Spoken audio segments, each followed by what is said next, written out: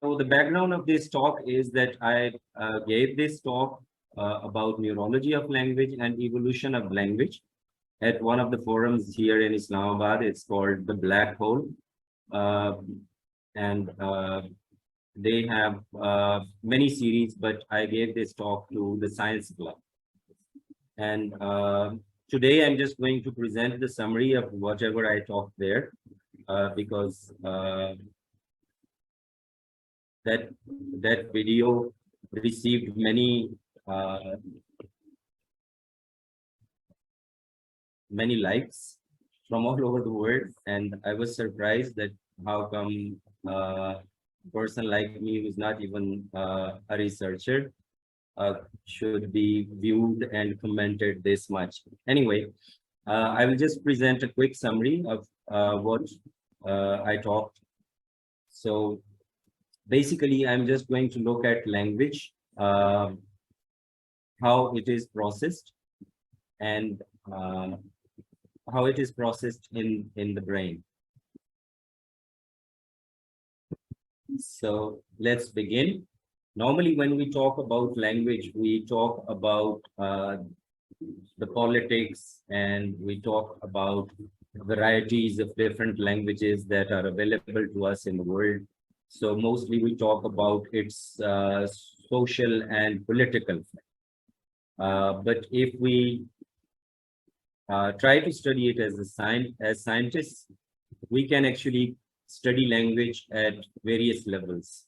In this talk, I'm just going to look at it from the centimeter perspective. So we are going to talk about it as it is processed in the brain.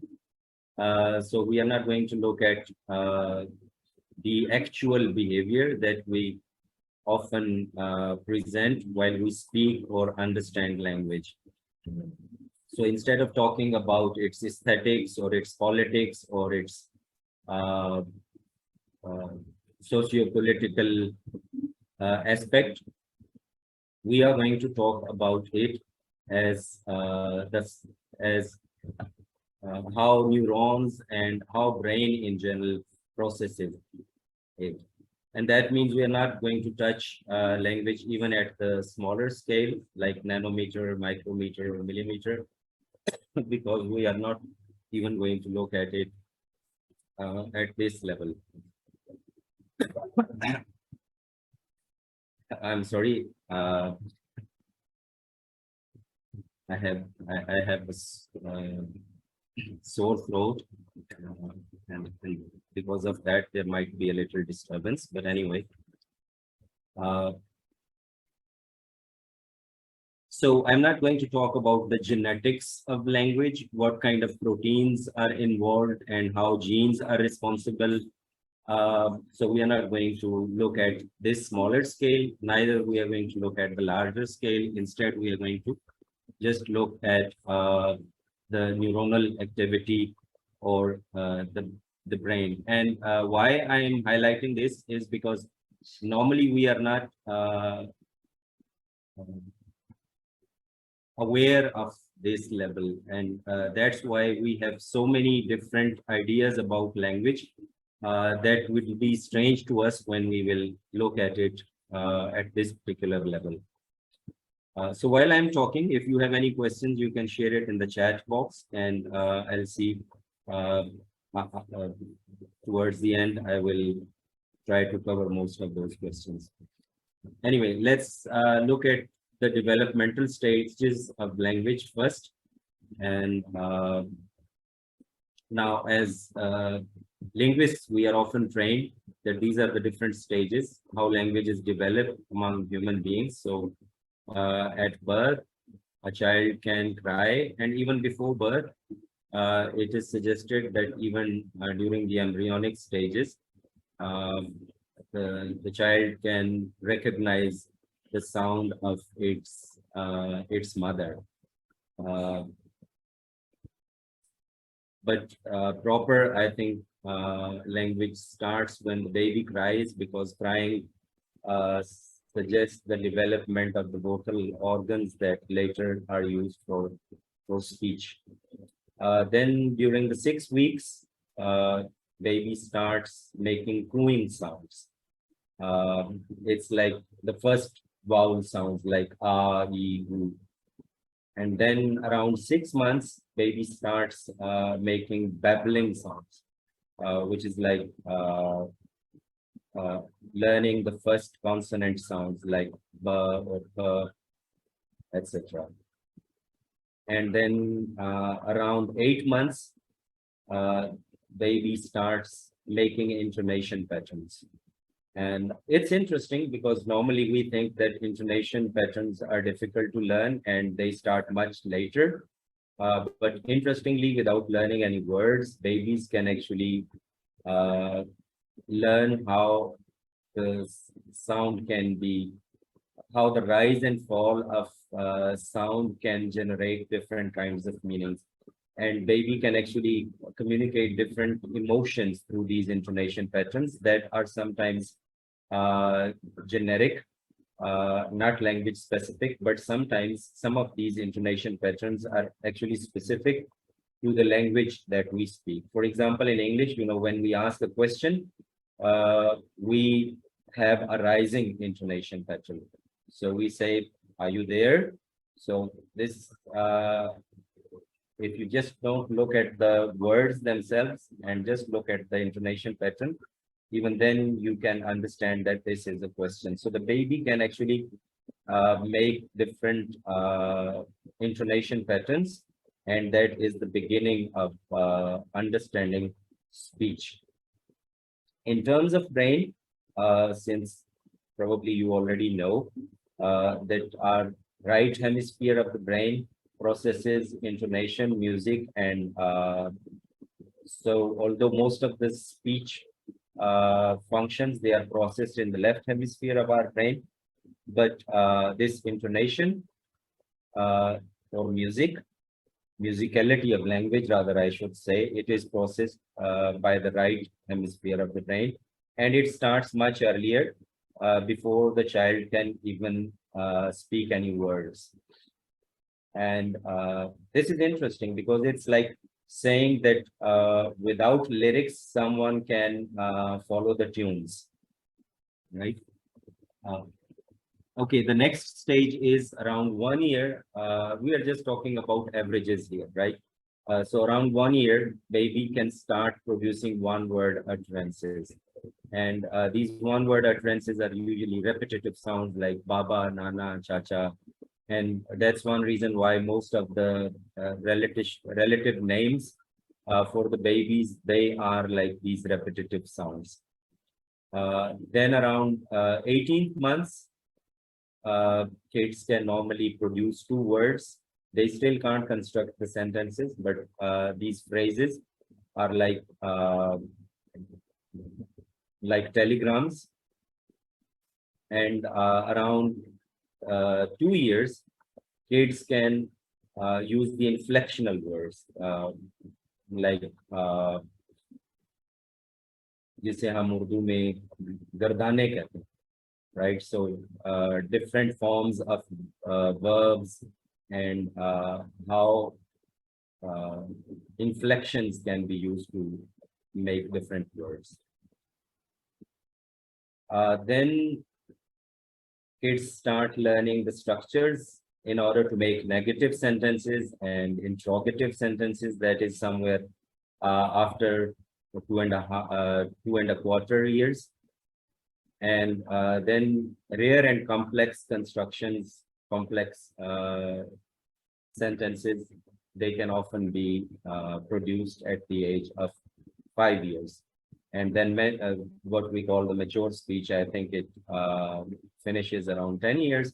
And then throughout our life, we keep on acquiring new vocabulary set, but our basic language development, especially the native language, it finishes here.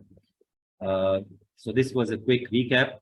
Now the problem why it is difficult to study language at neuronal level is because it's not just one system, it is a system of systems. And normally we start focusing on language variability, how one language is different from another language. So here, instead of language variability, we need to look at the language universals, something which is common among all the human languages that makes us human and that gives us this capacity of speaking language. Uh, so we need to look at those language universals rather than the variations among different languages. And some features are common. For example, most of the languages in the world, they all use the vocal organs, the nasal cavity and the vocal organs in order to produce sounds. And almost all the languages, they have speech in it. Not all the languages have the written system, but spoken and oral is something which is a common feature. Now, when we learn theoretical linguistics, we normally talk about system of systems as language is divided into the sound systems, into the structure systems, into the meaning system, and even structure at a word level, sentence level, or even discourse level. And that makes it even more complex to study it to study the neurology of language, because when we look at the neuronal activity, we don't find any of these things. All we find is electrochemical signals and waves, and that somehow makes no connection with language as we know it. So that is one difficulty. Now, I'm quickly going to go through these slides because probably you know about these things better than I do, being the neuroscientist. Uh, as I said earlier, most of our language is processed in the left hemisphere, and some features of it are processed in the right hemisphere. And this is true for most of the human beings, regardless of whether they are right-handed or left-handed. Okay, we continue. This is just a quick recap. I believe you all are familiar much better than me about these neocortex, which is the latest development in evolution of human beings. So we are looking at the modern part of the brain. The oldest brain hides somewhere underneath it. Okay, we quickly move on. And this is the common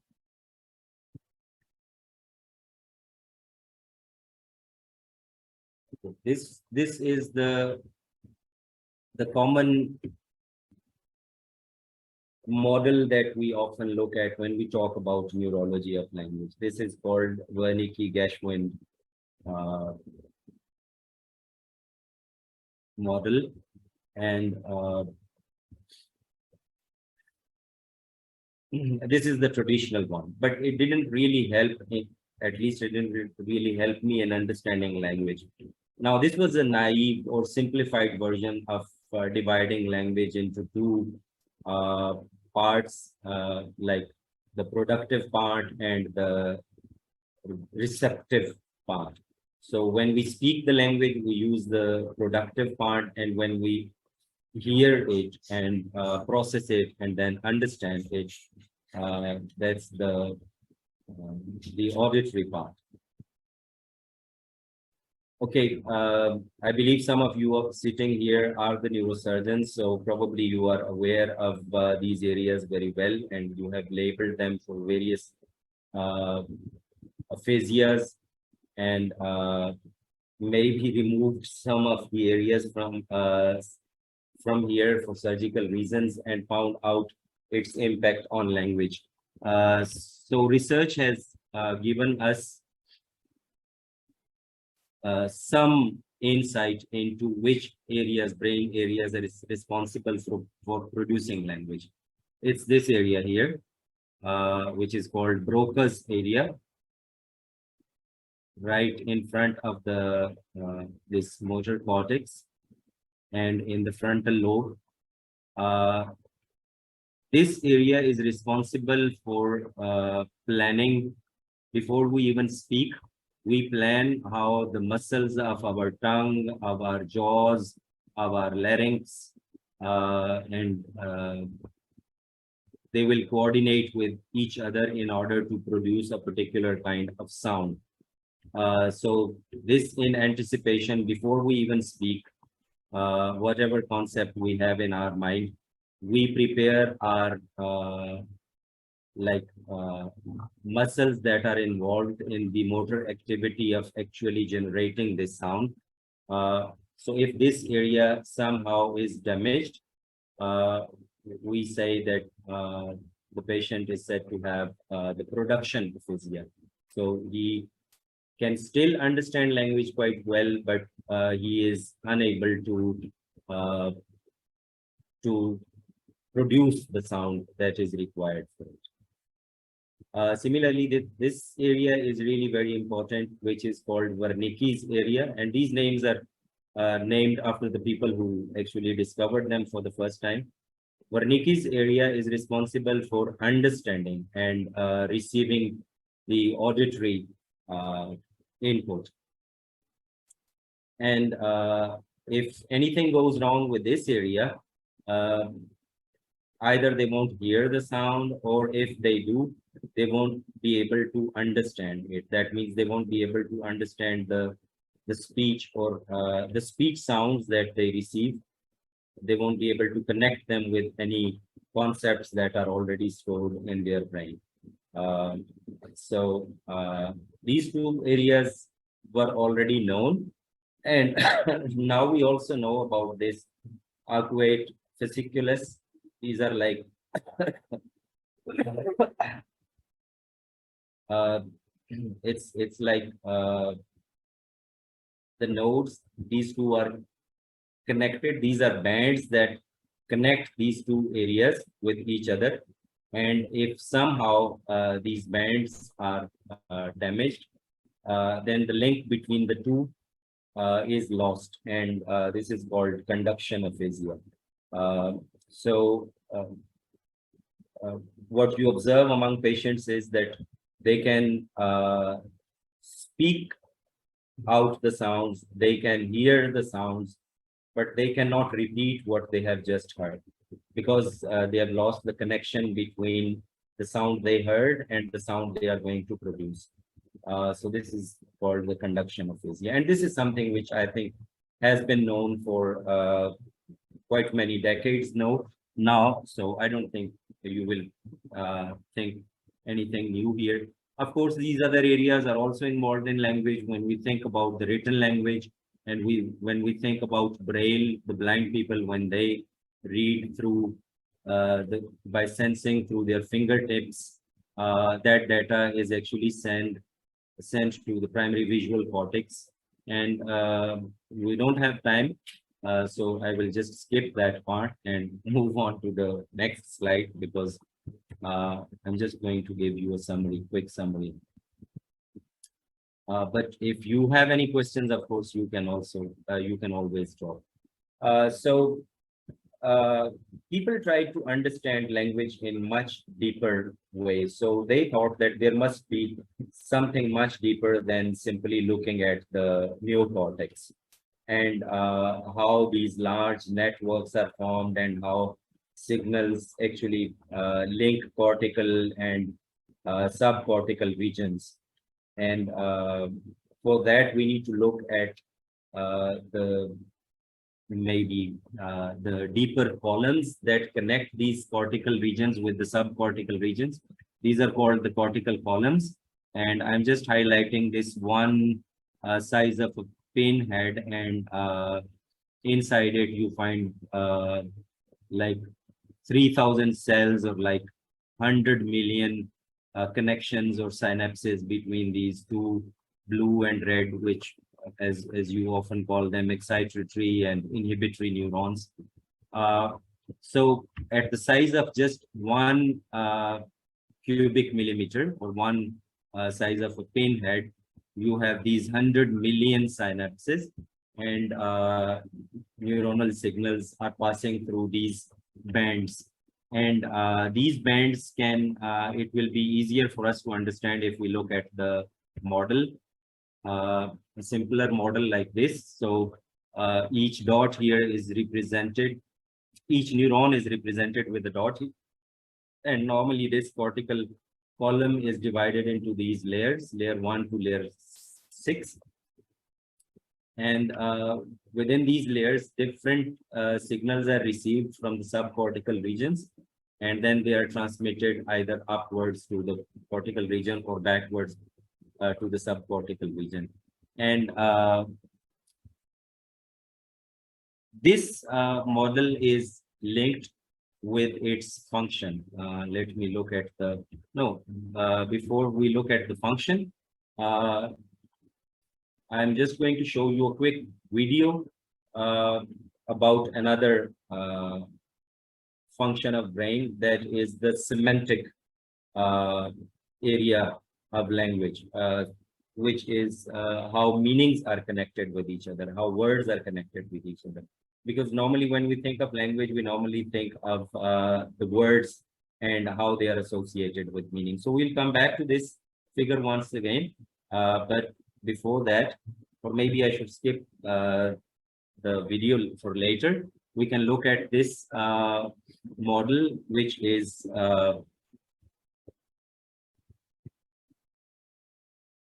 by Jeff Hawkins. And according to Jeff Hawkins, the words in meaning, they are represented in different layers of our brain through different arrays, as we use arrays in computer. So we have the sense array, and sense array can further be divided into visual sense and also the sense of touch. And at different regions of the brain, region 1, 2, and 3, again, this is just a simplified model, and it doesn't represent the brain in its brain itself. So at region 1, some simple features of language, words or their meanings, it is processed, and then it is sent to the second region, where an array is responsible for complex features.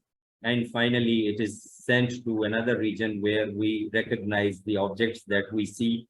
And when someone uses the word cup, for example, when we hear the sound, we can somehow connect it with already stored arrays, sense arrays that are connected with the touch of a cup and with the look of a cup. And this is quite a good model because it also links it with artificial intelligence and with the deep learning model of artificial intelligence. This is multi-layered deep neural networks. You might have heard about it, that even the engineers they use in order to produce artificial intelligence. And in those multi-layers, each layer is responsible for processing some simple features, then complex features, and finally we are able to recognize or produce those words or process those concepts. But when we try to apply this model to brain and try to understand how, for example, words are stored in our brain. So where are they actually stored? Is our brain just like a dictionary, and we can look at an individual word by simply opening up our brain? Of course not. When you, as a neuroscientist, when you open up the brain, all you see is the gray matter or the white matter, and there is nothing such thing as the word stored in our brain. So let me go back to the previous screen, and I'm not sure if you will be able to look to hear the sound. For that, I think I'll have to change the sound. So just bear with me for a second. I'll play this video.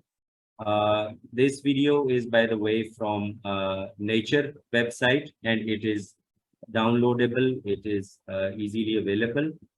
So maybe after this session, you can, if you are interested, you can hear it later. So let me play it and let me know if you hear the sound.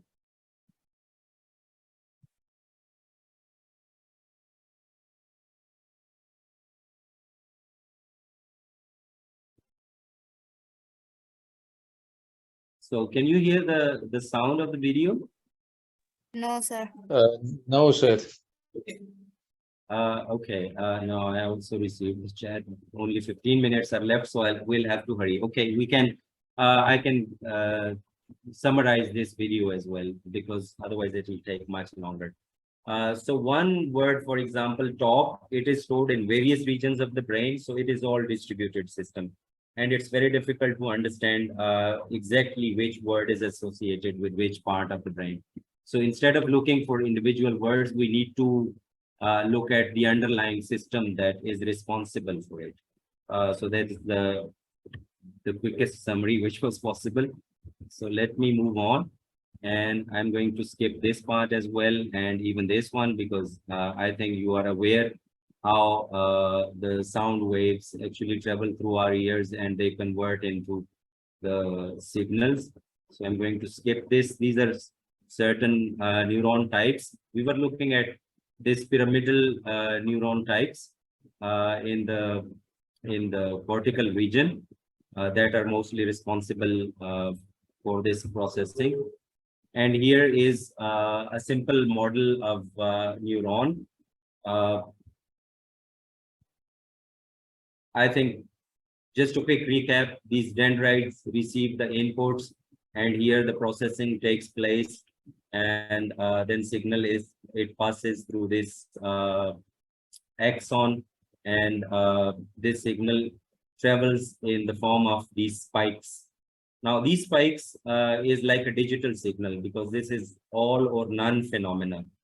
So I often wondered the all this complex input that had arrived at dendrites in the form of analog signals. It had rich messages encoded in it. But when it converted into a digital signal, at least because their amplitude is fixed here in all the spikes. So the information that was linked with the amplitude uh, that is lost. So how is it possible to recover that information? And it becomes much simpler. And in order to solve this puzzle, how the information that is lost while fixing this amplitude and making the analog system, converting the analog system into a digital system.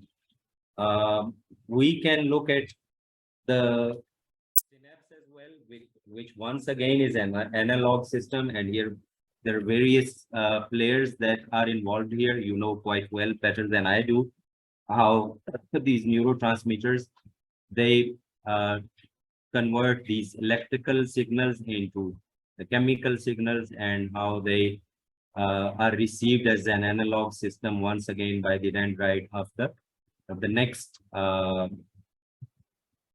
neuron. Uh, so all this complex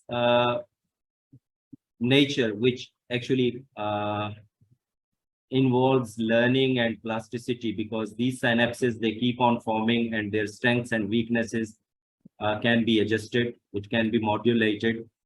So this is really important.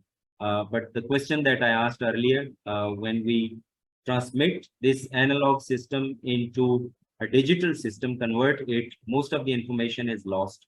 So especially, for example, the intonation pattern, if the amplitude of this spike is fixed, how can we recover those signals and the meanings that are linked with the intonation pattern? So, okay, I'm going to skip this one. All right, we just need to look at this temporal summation of input signals. So when these input signals arrive, they arrive at different times and they are summed up by the soma or throughout the cell probably. This processing even starts when the dendrites receive these signals. So this temporal summation is really very important. So just keep in mind this word before we move on. And well, this is an RC circuit, and I'm just going to skip this technical stuff. But this is something that probably you are aware. Now, this is the rhythm of an individual brain. You know, these different neurons, when they produce spikes, these spikes, they actually produce different spike trains or spike patterns. And when there is a flaw in these spike patterns, like this is the stuttering. So this sometimes there is a flaw in this spike trains, and you need to adjust it with the pacemaker, just like as you have a heartbeat, and we use the pacemaker for that. Similarly, in order to fix these spike trains, now in some labs, they are trying to fix these spike trains. But even then, the question remains that this amplitude still is fixed. So although these spike patterns, they might carry different kinds of messages, but this time reminding. So I quickly go through the latest research. In 2019, a paper was published, and in it although we know about these rhythms of the brain, and according to their frequencies, we divide them into these 5 rhythms, from delta, which is from 0.5 to 4 hertz frequency. So within these frequency bands, we have the brain waves that travel throughout our brain. And these brain waves, they have an important role to play in the processing of our speech sounds. Since probably you already are aware of these brain oscillations, so I will move on and just link that some of these linguistic features, they are actually now connected with the brain waves, which is an overall electric field, electric potential field, rather than looking at the activity of the individual neurons and their relays and their cortical structures.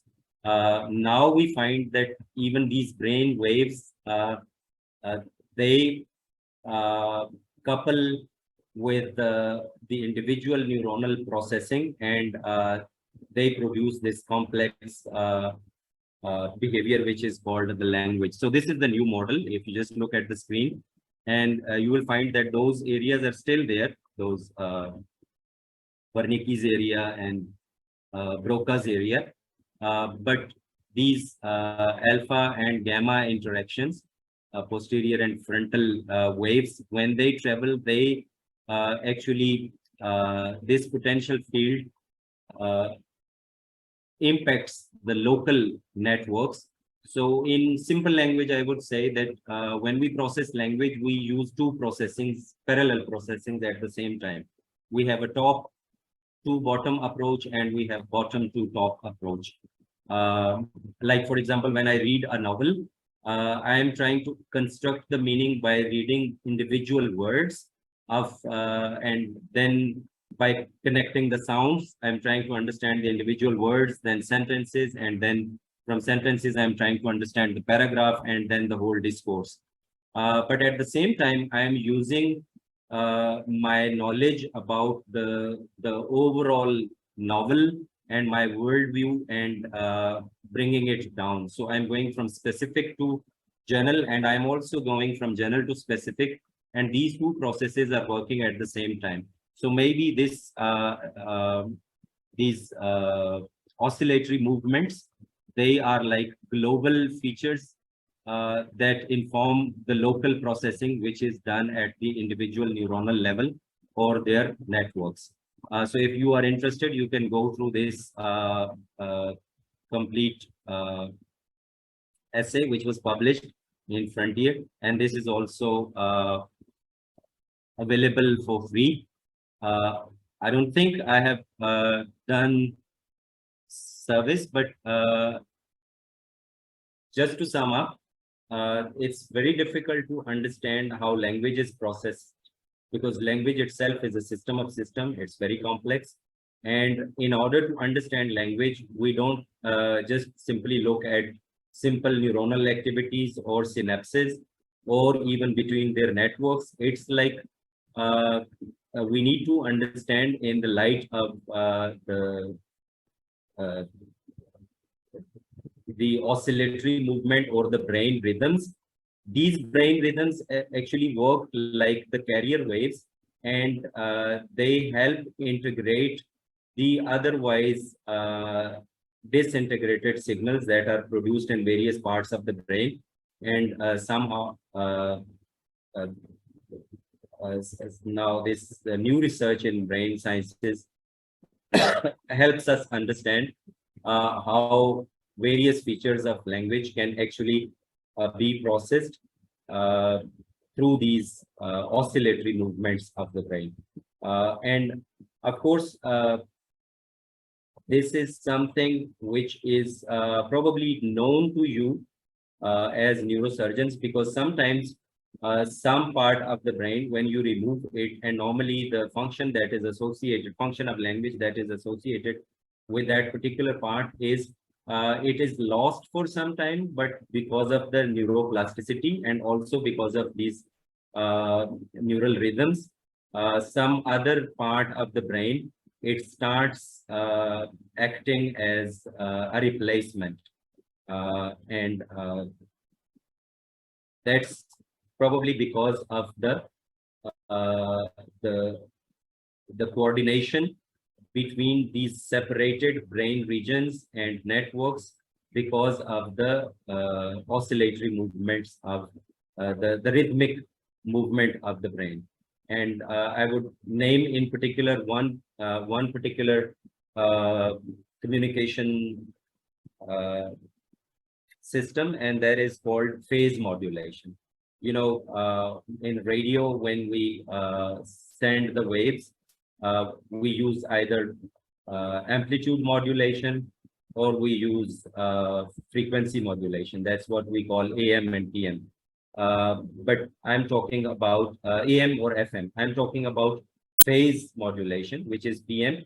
And through this phase modulation, in fact, the information which is apparently lost during the spike trains because of the fixed amplitude, that can be recovered through the different phases of uh,